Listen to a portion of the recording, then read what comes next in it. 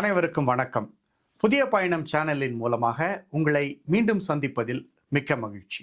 அழுத்தம், ஸ்ட்ரெஸ், பதற்றம், ஆங்ஸைட்டி, கவலை, ஒரி, அச்சம், பயம், ஃபியர், இந்த நாளும் எப்படி ஒன்றோடு ஒன்று தொடர்பு கொள்ளுதுன்னு இந்த காணொளியில பார்ப்போம். சென்ற காணொளியில அழுத்தம், பதற்றம், கவலை, அச்சம் இந்த நான்கிற்கும் உள்ள ஒற்றுமைகளையும் வேற்றுமைகளையும் பார்த்தோம். அந்த காணொளி பார்க்காதவங்க தயவு செஞ்சு பார்த்துட்டு வாங்க. அப்பதான் உங்களுக்கு அந்த தொடர்ச்சி புரியும். அந்த காணொளியின் லிங்கை கீழே டிஸ்கிரிப்ஷன்ல கொடுத்துருக்கேன். அந்த காணொளியில குறிப்பா இந்த நான்கும் எப்படி நமக்கு உதவுது அப்படின்னு பார்த்தோம். இவைகள் இல்லைன்னா நம்மால உயிர் பிழைத்து வாழ முடியாது என்பதையும் நம்ம புரிஞ்சுக்கிட்டோம். இந்த காணொளியில இந்த நான்கும் ஒன்றோடு ஒன்று எப்படி தொடர்பு கொள்ளுது அப்படின்னு பார்ப்போம். இவைகள் ஒரு சுழற்சி முறையில் செயல்படுகின்றன. இதை புரிந்து கொள்ள இப்ப நம்ம ஒரு வரைபடத்தை பார்க்க போறோம். இப்ப நீங்க பார்க்கிற வரைபடம் இந்நான்கும் எப்படி சுழற்சி முறையில செயல்படுது என்பதை விளக்குது. இதை விளக்க ஆரம்பிக்கும் முன் ஒரு சிறு குறிப்பு. உடல் அளவுல பதற்றமோ பயமோ ஒரே வகையான அறிகுறிகளை மாற்றங்களை ஏற்படுத்துறதுனால இது இரண்டையும் ஒன்று சேர்த்திருக்கிறேன். சரி, இப்ப பதற்றத்திலிருந்து ஆரம்பிப்போம். பதற்றம் அல்லது பயம் ஏற்பட்டவுடன் உடல் அளவுல மாற்றங்களை அறிகுறிகளை நம்ம உணர்கிறோம். இந்த மாற்றங்களை தான் நம்ம அழுத்தம், ஸ்ட்ரெஸ் என்கிறோம் என்பதையும் நம்ம முன்னாடியே பார்த்தோம்.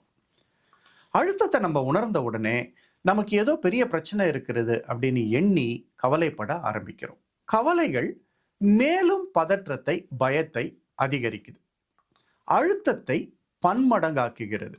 இப்ப இது புதிய கவலைகளை ஏற்படுத்தி பதற்றத்தை மேலும் அதிகரிக்குது. இப்ப பதற்றம் மேலும் அழுத்தத்தை ஏற்படுத்துது.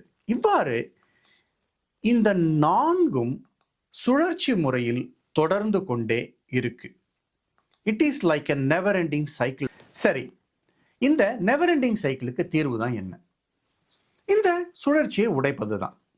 எந்த நிலையில உடைப்பது? ஒவ்வொரு நிலையிலும் இந்த சுழற்சியிலிருந்து வெளியே வரலாம். இப்ப ஒவ்வொரு நிலையிலும் எப்படி உடைப்பது என்பதை பார்ப்போம். முதல்ல கவலையை எடுத்துக்குவோம். கவலைகள் இயல்பானது தான், ஆரோக்கியமானது தான் அப்படின்றத புரிஞ்சுக்கிறதுல இருந்து நம்முடைய பயணம் துவங்குகிறது. அடுத்தது நம்முடைய விழிப்புணர்வை, அதாவது அவேர்னஸ் அப்படின்னு சொல்றோம் இல்லையா, இதை அதிகப்படுத்துவது. விழிப்புணர்வை அதிகப்படுத்துறப்போ நம்முடைய மனது நிகழ்காலத்துக்கு வருது. கவலைகள் என்பதை எதிர்காலத்தை பற்றி தான். நிகழ்காலத்துல நம்முடைய மனதை கொண்டு வரப்ப நம்மளால தெளிவா சிந்திக்க முடியுது. ஆங்கிலத்துல இதை மைண்ட்ஃபுல்னஸ் அப்படின்னு சொல்றாங்க.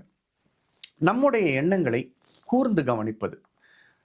நம்ம கவலைப்பட ஆரம்பிச்சிட்டோம் அப்படின்னு நமக்கு தெரியணும். இதை ஒரு தொடர் பயிற்சியாக மாற்றுவது. ஒரு கவலை பல கவலைகளாக மாறுவதற்கு முன்பே ஒரு தீர்வை காண்பது. ஒரு கவலைக்கு தீர்வை கண்டு செயலில் இறங்கும் நேரத்தை விட பொதுவா நம்ம கவலைப்படுற நேரம் தான் அதிகமா இருக்கு. அதனால கவலைப்படுவதை நிறுத்திவிட்டு செயலில் இறங்குவது தான் முதல் வழி. சுருக்கமா சொல்லணும் அப்படின்னா, விழிப்புணர்வுடன் இருப்பது நம்முடைய பல பிரச்சனைகளுக்கு தீர்வாக அமையும். அடுத்தது பயம் அல்லது பதற்றம். இதை எப்படி சமாளிக்கிறது? எண்ணங்களை சீர் செய்வதன் மூலம் பயம் அல்லது பதற்றத்தை குறைக்கலாம், திறம்பட சமாளிக்கலாம். நம்ம உடல் அளவில் அறிகுறிகள் அல்லது மாற்றங்கள் ஏற்பட ஆரம்பிக்குது என்பதை உணர்ந்த உடனே எதனால இந்த மாற்றங்கள் ஏற்படுது, நம்ம எதை பத்தி சிந்திச்சோம், எதை கற்பனை பண்ணோம், எந்த எண்ணம் நம் உடல் அளவில் மாற்றத்தை ஏற்படுத்தியது, எவ்வகையான ஆபத்து வரப்போகிறது என நான் அச்சப்பட்டேன் அல்லது பயந்தேன். உதாரணத்துக்கு கை வேர்க்குதே, வயிற்று பகுதியில் ஒரு அழுத்தத்தை உணர்ந்தோமே, இந்த அழுத்தம் எதனால வந்திருக்கும், திடீர்னு இப்படி உணர காரணம் என்ன, எதை நினைத்து நான் பதற்றப்பட்டேன், எந்த எண்ணம் என்னை அன்கம்ஃபர்டபுள் ஆக்குச்சு, நம்முடைய எண்ணங்கள் எப்படி இருந்தன. இவ்வாறு பதற்றத்தை உணர ஆரம்பித்த உடனேயே அல்லது பதற்றத்தில் இருக்கும் பொழுதோ எண்ணங்களில் கவனத்தை செலுத்தி அதில் மாற்றங்களை கொண்டு வர வேண்டும். எப்படி சிந்திக்கிறோம் என்பதை மாற்றினால் பதற்றம் குறையும். ஆபத்து இருக்கிறது என்ற கற்பனையை நாம் தடுத்து நிறுத்தினா, அல்லது ஒரு விடயத்தை எதிர்மறையாக எப்படி காட்சிப்படுத்துகிறோம் என்பதை நேர்மறையாக மாற்றினாலே பதற்றம் குறையும். பதற்றம் குறைஞ்சதுன்னா நம் உடல் அளவில் ஏற்படும் மாற்றங்கள் அல்லது பாதிப்புகள் நிச்சயமா குறையும்.